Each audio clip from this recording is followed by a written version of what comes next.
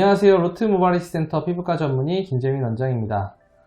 오늘은 절개 모발 이식 후 발생하는 흉터 어떻게 하면 최소화할 수 있을지에 대한 이야기를 해보려고 합니다. 요즘 워낙에 모발 이식을 한다고 하면은 비절개를 많이 선호하는 분들이 워낙 많으신 것 같습니다.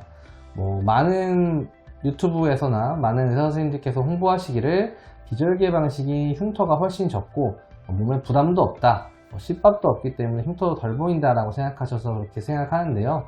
과거에서부터 절개 모발 이식 수술은 계속적으로 해왔던 수술이기 때문에 비절개보다 절개가 더 떨어진다라고 생각하실 분은 전혀 없을 것 같고요. 아무튼 절개 모발 이식도 굉장히 좋은 수술 방법 중에 하나고, 필요하실 경우에는 절개를 선택하시는 것도 꽤 좋다라고 생각하시면 좋을 것 같습니다. 이 절개 모발 이식을 한다고 했을 때 많은 분들이 걱정하는 게 흉터입니다. 그리고 또 이제 통증 같은 것도 많이 걱정을 하는데요. 오늘은 흉터에 대한 이야기를 좀 해보도록 하겠습니다. 우리가 절개 모발 이식을 할 때는 뒤에서 띠처럼 살을 채취를 하게 되는데요. 이 띠처럼 된 살을 채취하고 나서 봉합하는 과정을 거치게 돼서 우리가 선상의 흉터가 뒤에 생긴다고 보시면 되겠습니다. 이 선상의 흉터는 일반적으로 잘 꼬맸을 때는 아주 이쁜 선상, 아주 얇은 선으로 나왔기 때문에 흉터가 많이 티나게 보이지는 않지만 절개의 어떤 점 같은 흉터보다는 훨씬 더 눈에 띄는 상황이기 때문에 수술 후에 머리를 짧게 쳤을 때는 조금 더 잘 보일 수 있다 생각하시면 됩니다.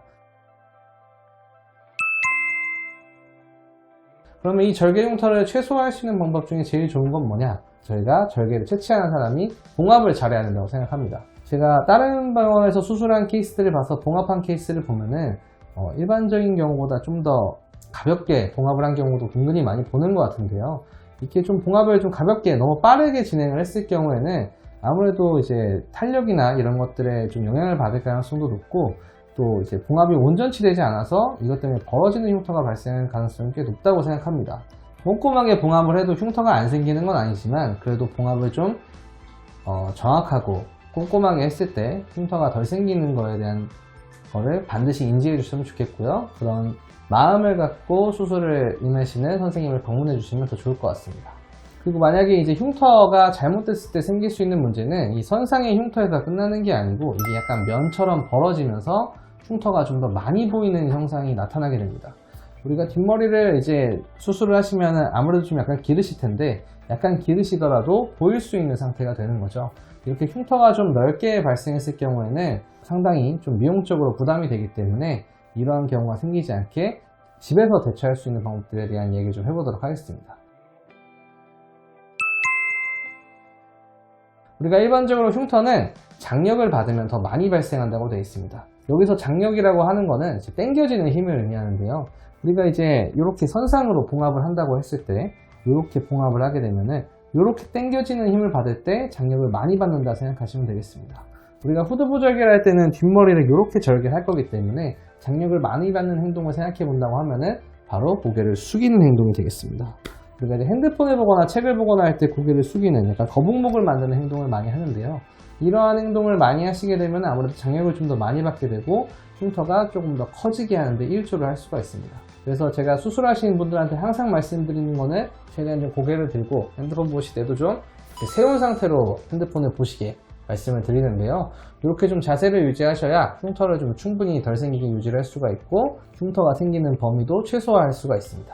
그리고 이런 머리를 숙이는 행동은 실밥을 읽는 순간까지만 하는 게 아니라 흉터는 계속해서 발생을 하기 때문에 한두 달 정도는 좀 주의하시는 게 좋고요. 실제로도 자세를 할 때 좀 더 바른 자세는 목을 드는 자세가 맞기 때문에 이때에 맞춰서 자세 교정하는 것도 굉장히 좀 설명을 드리고 있습니다. 두 번째는 소독인데요. 소독을 하면서 가장 중요한 거는 소독을 잘해서 염증을 안 생기게 하는 것도 있겠지만, 문제가 없는지를 확인하는 것도 굉장히 중요합니다. 우리가 절개 봉합을 하고 나서 감염이 생기거나 혹은 봉합이 좀 풀어지면서 문제가 됐을 경우는 흉터가 아무래도 발생할 가능성이 훨씬 더 많은데요. 소독을 할 때 약만 묻혀서 했으니까 끝나는 게 아니라 염증이 많이 생기지 않았는지, 빨개졌거나 붓거나 이러지는 않았는지, 아니면 어디가 좀 심하게 멍이 들거나 피가 새고 있는지 아닌지에 대한 체크를 해보시는 게 굉장히 중요합니다. 소독을 할 때 이런 것들을 잘 체크를 함으로써 봉합 수술 후에 문제가 생길 가능성을 최소화할 수가 있고, 문제가 있을 경우에는 병원에 바로 방문하셔서 처치를 받으셔야 흉터가 더 커지는 것을 예방할 수 있다 생각하시면 좋겠습니다. 지금까지 절개 수술 후에 봉합 수술의 흉터를 최소화하는 방법에 대해서 이야기를 해봤는데요. 이제 여러 가지 방법을 사용해서 봉합 흉터를 최소화하게 되면은 기저귀 흉터보다도 훨씬 더 덜 티나는 흉터를 가질 수가 있습니다. 흉터 때문에 절개 수술 망설이셨던 분들은 너무 걱정하지 마시고요. 생각보다 봉합을 잘하고 관리를 잘했을 경우에는 큰 문제가 되지 않기 때문에 절개 수술 방법도 있다라는 걸 생각해 보시고 수술 생각해 보시면 좋을 것 같습니다. 지금까지 루트 모발의 센터 피부과 전문의 김재민 원장이었습니다. 감사합니다.